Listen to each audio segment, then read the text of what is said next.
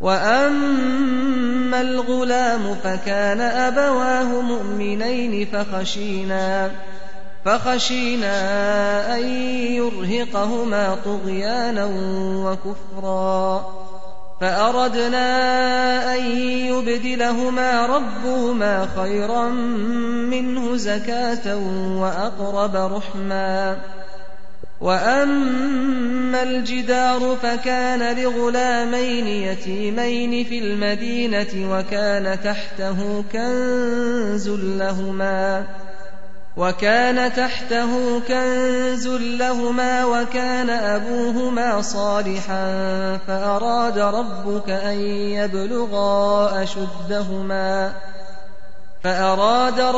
أن يبلغا أشدهما ويستخرجا كنزهما رحمة من ربك وما فعلته عن أمري ذلك تأويل ما لم تسطع عليه صبرا. ويسألونك عن ذي القرنين قل سأتلو عليكم منه ذكرا. إنا مكنا له في الأرض وآتيناه من كل شيء سببا فأتبع سببا حتى إذا بلغ مغرب الشمس وجدها تغرب في عين حمئة ووجد عندها قوما قلنا يا ذا القرنين إما أن تعذب وإما أن تتخذ فيهم حسنا. قال أما من ظلم فسوف نعذبه ثم يرد إلى ربه فيعذبه عذابا نكرا.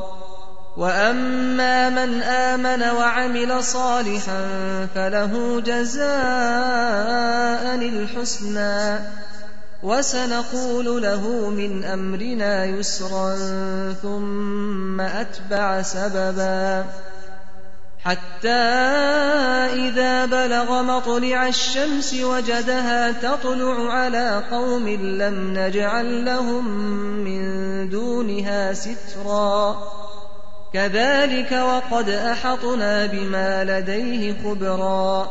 ثم أتبع سببا حتى إذا بلغ بين السدين وجد من دونهما قوما لا يكادون يفقهون قولا قالوا يا ذا القرنين إن يأجوج ومأجوج مفسدون في الأرض فهل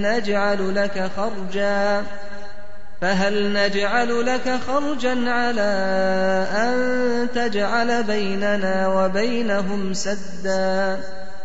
قال ما مكني فيه ربي خير فأعينوني بقوة أجعل بينكم وبينهم ردما.